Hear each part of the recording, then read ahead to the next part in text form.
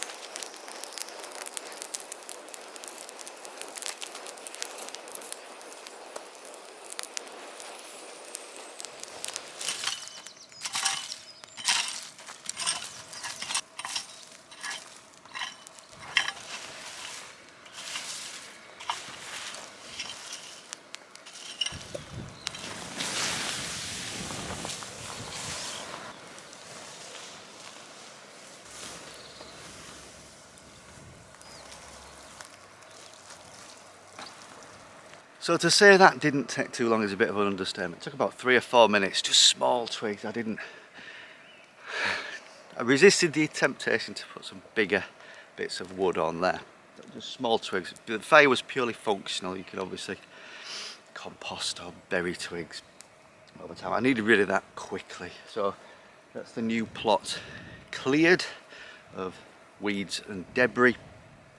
Time to start planting up. So let's go back to Dave last week, who's starting up the planting up process, and he's got some comparisons of the old plot versus the new plot, where that white greenhouse is in that row there.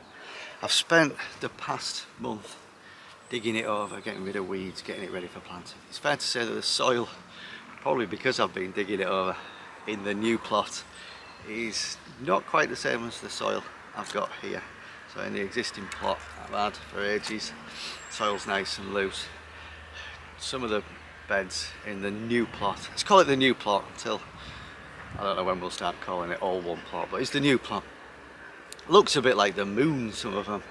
Inhospitable environment for plants. So I'm still sort of assessing how much time. Basically I've got 3 times as much area to look after as I did a month ago. Still assessing how much time it takes to sort of maintain weed and things. So is efficiency the key? So breaking up some of those big clumps of soil as a result of me digging it over. Did an assessment, 3 minutes with a spade, 3 minutes with a mallet.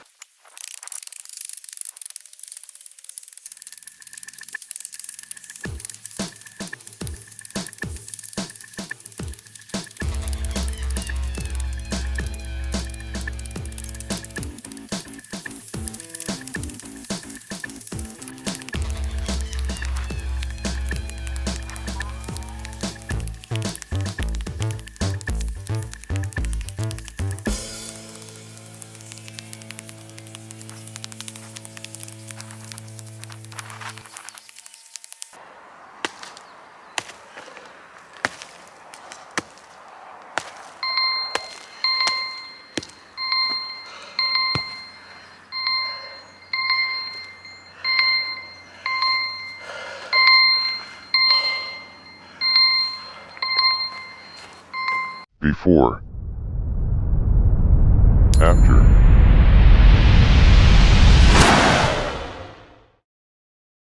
I think the mallet marginally was better, but It's not all about efficiency. It's all about thinking about things. Why am I breaking up that soil? It's an inhospitable landscape for plants. But so what? And I'll tell you my thoughts at the minute. If I was, for example, sowing, just one second. If I was sowing something small like leek seeds, if your soil is nice and fine, you can just dig a small trench, put your seeds in. Very small seeds, very small seeds. If, for example, I'm putting something like potatoes in the ground, I can just dig a hole and put the potato in. It doesn't really matter the state of the soil around where you put that potato. In fact, as long as that's planted in some nice soil, you know, you can maybe dig a hole, put some compost in or something. Around that, if that is inhospitable to plants and things, that might discourage weeds. So where can you draw the line? And I'm just making this up as I go along. Where do you draw the line? You got something small like leek seeds, big like potatoes. I think something like sweet corn, beans. They're big enough to just pour a little hole. Make sure that little hole is a nice loose soil. Like I said, maybe put some compost in, just make sure that's all nice. Maybe just that much around the seed or bean that you're sowing. And yeah, I think that is the way forward. So I think the new plot is going to be bigger seeds and potatoes, and the old plot, as it is still called at the minute, will be for smaller seeds like leeks, beetroot, that sort of thing. That's the plan. I'm going to get putting things in the ground. So giving this a once over with the mallet, break up the big pieces. Time to put the potatoes in with the aid of a crowbar.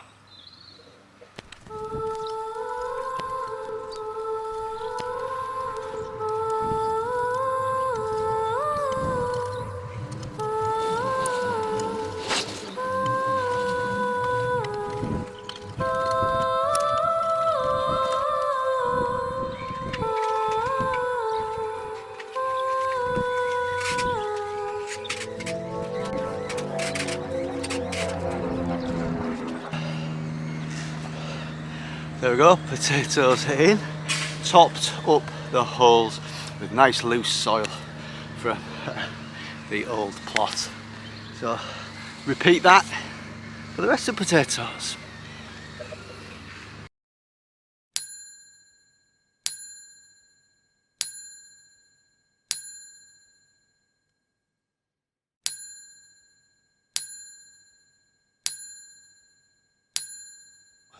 So I've got all my potatoes in the ground. I can keep track of what I've planted and when in my book that I keep. But how am I going to keep track of where I have planted things? Obviously you could put little signs or things in the ground to sort of mark what you've planted where. So when I took on the new plot, I took on 2 new structures, buildings if you like. On the old plot we've got the old caravan, you'll never see in there. We've got the shed/slash greenhouse, which I built zero cost. We've got the greenhouse, which cost me £5 to build. On the new plot we've got the time capsule that is the other caravan. See last week's video, it's interesting in there. And at the back we have this shed. Or is it a clubhouse? Is it a war room? Is it a bunker? Let's go have a look. So let's have a wander down the end of the plot into the shed, where I'm going to keep track of what I've planted and where. Here we go. So now there was a bird's nest up there, but it has been empty for weeks and weeks. There's nothing in there, so nothing to worry about there. We've got a dodgy armchair and a nice garden chair there. We've got some slides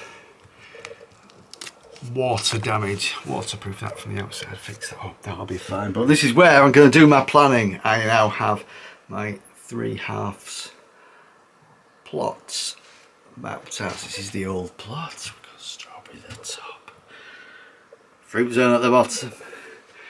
Here's the next plot along. I've planted my Cares pink potatoes, Mary's Piper potatoes, raspberries for reference, some greenery at the back. And there's the third half. That's me white greenhouse thing. Mary's Piper, Picasso, raspberries for reference.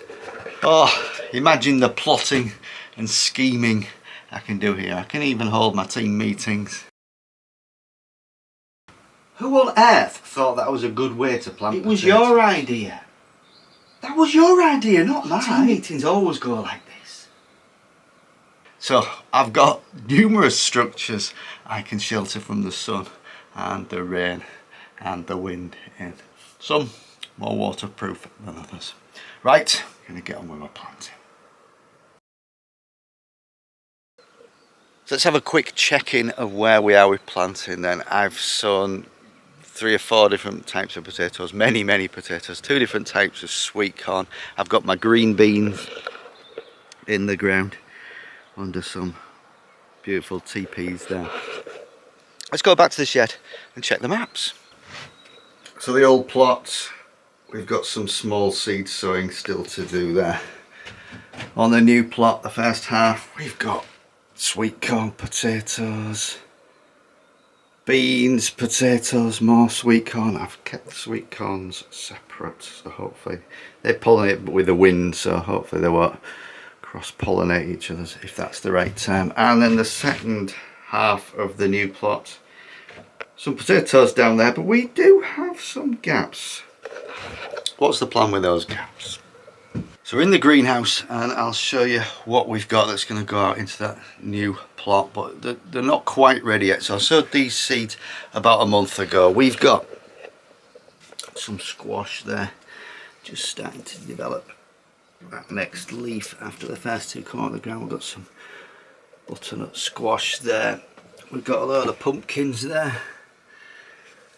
Some have been ravaged by mice, but they're just starting to develop that nice extra leaf, and we've got some more squash there. So once they get a bit bigger, I'll move them out into outside but in a sheltered spot so they get used to a bit of wind and stuff, then they'll go out in the plot. But I'm thinking another few weeks for them yet. So as I sowed these a month ago. Now I'm still getting used to this greenhouse. It's the first real year that I've had it for the full growing season, and it's not, the seeds I normally used to germinate at home in a propagator, and they grew nice, and I kept them at home till they were fairly substantial, then moved them out. But here they're taking slightly longer to germinate, and if you look at my aubergine plants, they're still very small. Maybe I need to pop these on again, but the chilies as well, I don't know if these are going to be a failure, but they're certainly just so much smaller. Like last year they're probably up here with many more leaves, and I think we're going to have a failure on the tomatoes. So these tomatoes, I can't remember when I saw them, it must be a couple of months back, they're just not getting any bigger, whether there's not enough light for them here. We might not have any tomatoes this year, but like I say, still getting used to the new greenhouse. There's some wins and some losses, but hopefully the pumpkin and squash in a few weeks, I can plant them at 1 by 1, kind of the biggest ones get to go out first, but that should start filling that new allotment space. I just need to keep it weed free until then, and I'm going to get on with sowing some smaller seeds in the old plot. And I've got some sunflowers to plant out. So here we are in the open topped frame outside. I sowed some sunflower seeds direct into the soil in the plot about a month ago, and they are starting to come up.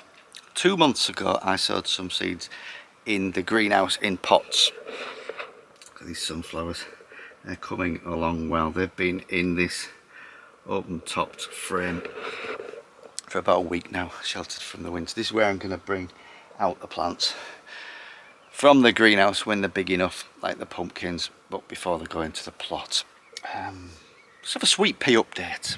So I sowed these sweet pea seeds back in January. They were in the greenhouse. They've been out in the plot about a month now, starting to flower nicely. I did think I'd brought them out into the plot a little bit too soon, but they have survived, and the ones that I kept in the greenhouse as backup just in case, they are now providing a nice decoration here. Yet to flower, but good enough. While we're here, the pond, it is slowly filling up. I did find that the pond had a hole in it. That's why it wasn't filling up. I put this pond in January. It just got to a certain point. It had a big tear in it. Managed to fix that, seamlessly fix it. Trouble is, it hasn't rained since I fixed that hole. So over time that will fill up, but we are getting there. The cost of that, I got this pond. Second hand just made a contribution to the allotment committee, £10.